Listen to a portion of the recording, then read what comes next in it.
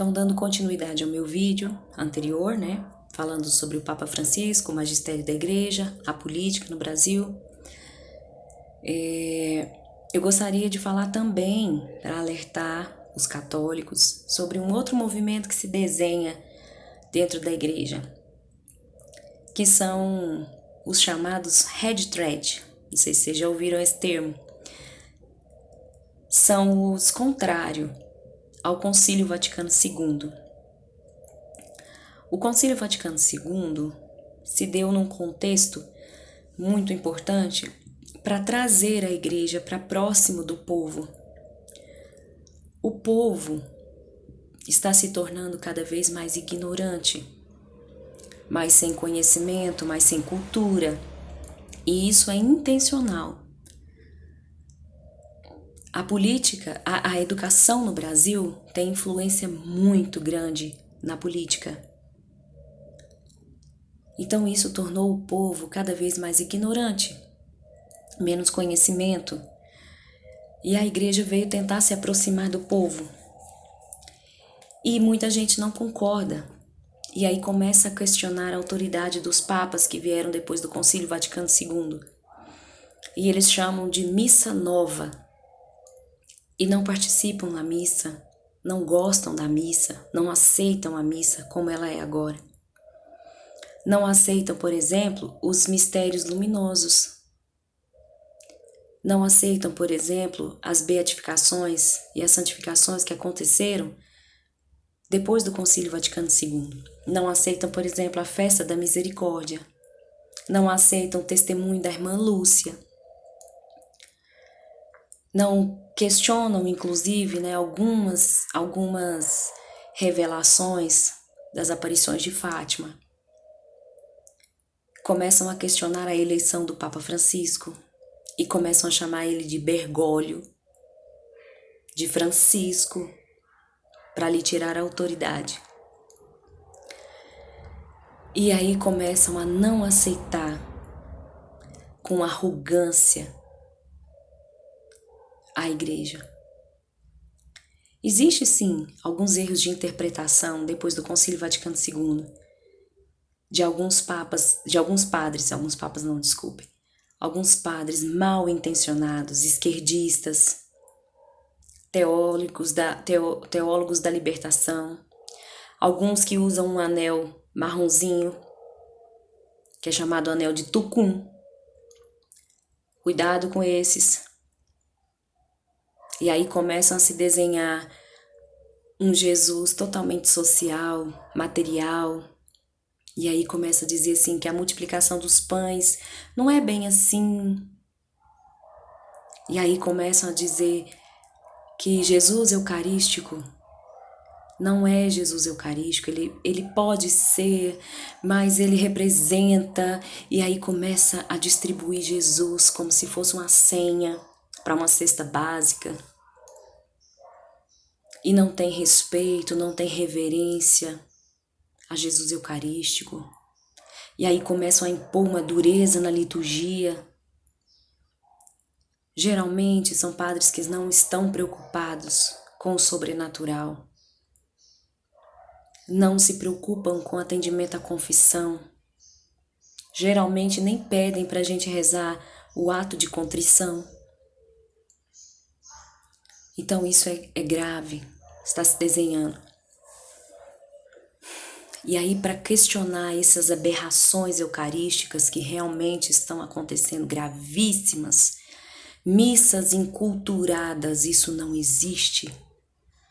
Missa sertaneja, isso não existe.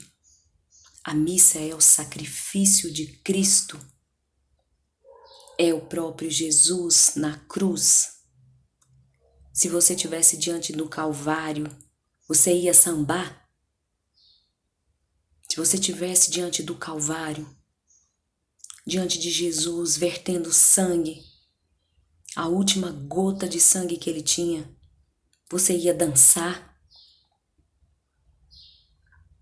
Você ia entrar com boi, com chapéu, com cavalo? Você ia tocar um berrante? Você ia coar um café que é o que está acontecendo nas missas hoje. Aí entram dançando, as crianças dançam e fazem um teatro. Pode fazer outras partes, mas na missa não. Vamos fazer um momento aqui, ó, um louvor, mas na hora da missa, não. A missa é o mistério do sacrifício. É Jesus eucarístico. Eu ouvi de um sacerdote, que Deus o tenha e tenha misericórdia de sua alma, numa formação de catequistas, eu tive a infelicidade de ouvir isso,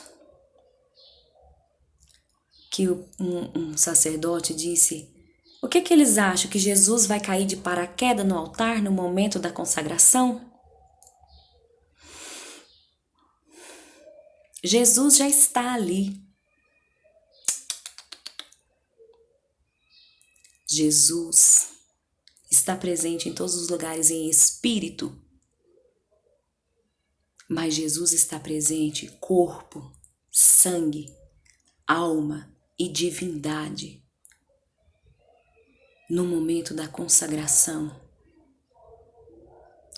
no momento que o padre eleva a hóstia e diz: isto é o meu corpo. Aquele pãozinho branquinho deixa de ser aquele pãozinho branquinho e passa a ser o corpo de Cristo, completo, inteiro. Existem vários milagres para comprovar isso, meu irmão. O milagre de Lanciano é o mais comum. Até hoje a carne está lá. Para quem quiser ver, ela se transformou em carne no momento da consagração. Já fizeram testes e mais testes. Até a NASA já pesquisou. Os melhores cientistas do mundo.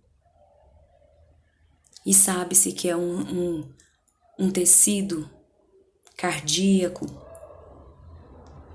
Sabem o tipo sanguíneo, se não me falha a memória, é A positivo. Eu não me lembro exatamente. Sabe-se que o tecido cardíaco foi sofrido. Ele sofreu algo gravíssimo, um trauma muito grave. Esse pedaço de carne foi levado para testes sem dizer o que era. E os cientistas testaram sem saber o que era aquilo. E a única informação, e as informações que deram foi sem saber, sem serem influenciados pela fé. Eles deram informações científicas de que aquele pãozinho branquinho se transformou em carne viva. Era um pedaço de coração. Então é Jesus que está ali. E é isso que a esquerda quer tirar de nós, que os maçons querem tirar de nós, os protestantes querem tirar de nós, porque os protestantes inventam. Eu não tenho medo de ofender ninguém não, meus irmãos. Eu só tenho medo de ofender a Deus. Os protestantes inventam aquele pão com vinho, aquilo é uma vergonha. Aquilo é um despeito, porque não tem o poder de transformar o pão em corpo de Cristo. Eles não têm um ungido que pode fazer isso. Porque Jesus deu o poder ao sacerdote. Ele disse: fazei isto em memória de mim. Então o sacerdote tem poder de fazer isso. Por mais pecador que ele seja, por mais comunista que ele seja, ele tem poder de trazer Jesus até aquele pedaço de pão branco e até aquele cálice de vinho. Sim, aquele ali é Jesus. O Padre Pio disse uma vez: se nós soubéssemos o que acontece no momento da missa, era necessário a polícia para barrar o povo.